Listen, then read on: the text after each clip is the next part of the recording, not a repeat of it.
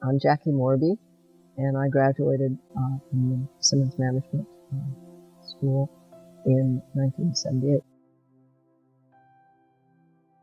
It turns out we had been living in South America for 5 years, and I came back to the United States in 1976 or 76, I guess, and the women's movement was going on, and so forth. And all the women in Cambridge, where we lived, were doing something interesting, and I thought, I'd like to do something. So I actually went out and looked for a few jobs and discovered that my psychology degree from Stanford wasn't going to help me very much with no experience, really, to speak of. And then I heard about Simmons Graduate Management School from a neighbor. When I applied, I was 38 years old, so no youngster. Of course, I had two little young children at home, so it was a balancing act that I was doing between husband and children and life. It was a lot of work. It was very hard work. If I look at what probably made the biggest difference for me, and which was uniquely Simmons, were the behavioral courses. And Anne and Margaret taught those. And the one that affected me most was when I went on my internship, I thought investment banking might be what I wanted to do. So there was only one real investment banking firm in Boston. So I went for a long interview there. And at the end of the lunch, the head of the office in Boston said, well, you do seem very qualified. I think you do a good job. But I can't imagine my wife with two children being able to carry out the load that you would have to carry out if you were with us. And I just don't think it would work out.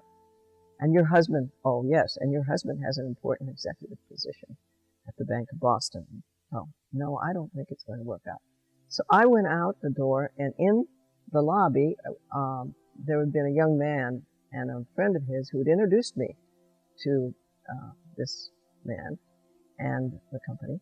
And I said, if I wanted to come back here someday, where should I try to get an internship? And they responded in unison, TA Associates. I said, TA Associates? Oh, what's that? And they said, a venture capital firm. So I went to TA, and this is where another piece of Simmons instruction help came along. The first thing you had to do when you got there was within 2 weeks write a paper on the interrelationships of all of the important people in your the area you were working. By having to go around and talk to everyone, I became part of the group.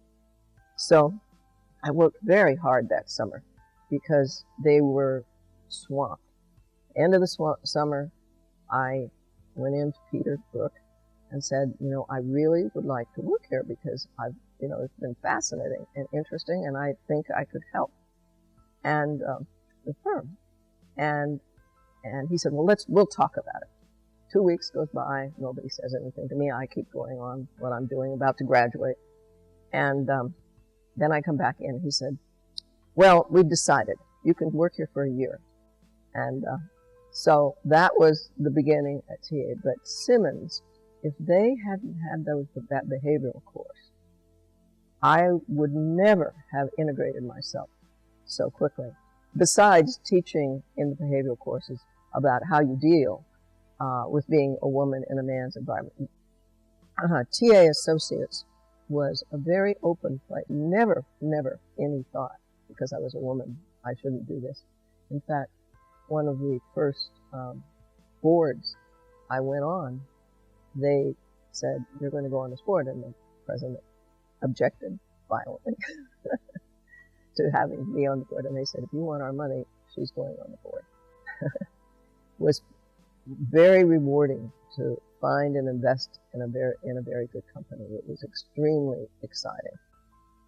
to, to, I guess I should mention that I started something called cold calling for looking for business, for looking for investments.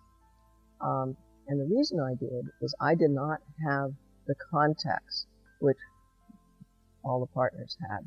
I didn't know the accounting people. I didn't know the legal profession. I didn't get any referrals.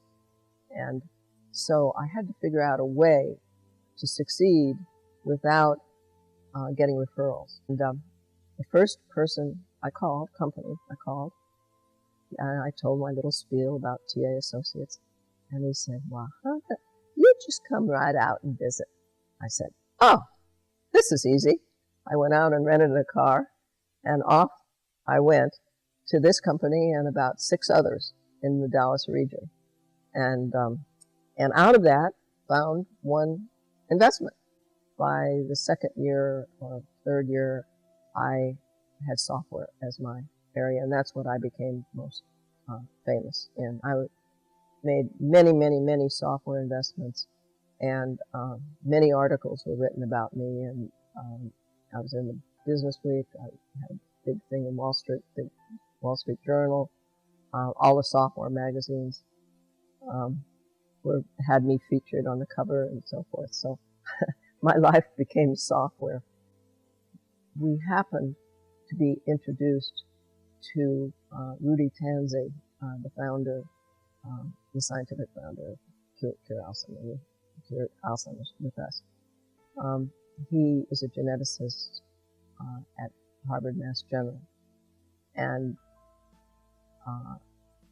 when we went to visit him in his lab, he told us all about the genetics of Alzheimer's. At that time, there were only 4 known genes. And he was saying there are just many, many more. We just don't have the money to explore that. And, the fact that my mother had Alzheimer's didn't hurt our interest at all, because, as Rudy said, Alzheimer's is genetic. And we really have to find the genes if we're going to find a cure. Through Rudy, knew Phyllis Rappaport, who is a Simmons graduate too. Rudy introduced us to Phyllis, and she joined the board. And then we had the nucleus for a foundation. Immediately, we started applying some of the rules that we use in venture capital. One, you recruit the top people. Rudy Tanzi really was the top. 2, you put together a strategic plan, and one of Rudy's tasks was to find about 5, 6, 7, 8 researchers who were the best in the country to work together to figure out what it would take to find a cure for Alzheimer's and put the plan together. 3, we had to sell and market ourselves, so we started raising money by first addressing our friends and family, and then expanding it to starting a database and starting PR. And one of the things that's very different is most research organizations, people submit proposals, and then there's a group of scientists who judge them and pick ones to be funded. We didn't want to do that. That takes too long.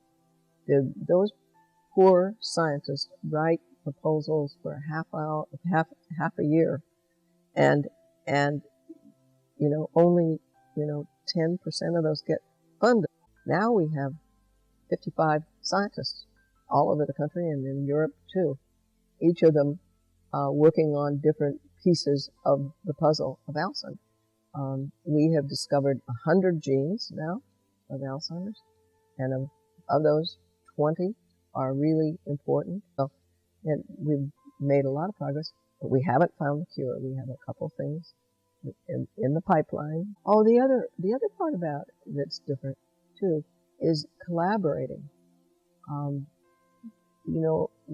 It's a very competitive business, and a lot of times scientists don't like to reveal to other people what they're doing.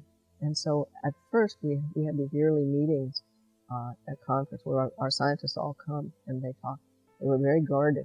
Now they're not at all. They love these meetings. They come up with new ideas. Let's include so-and-so and so. Let's do more in this.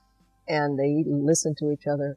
Now we're moving not only into the biological and the chemical type of scientists, but computer scientists are now entering in because a lot of what we're doing is needs to be analyzed statistically.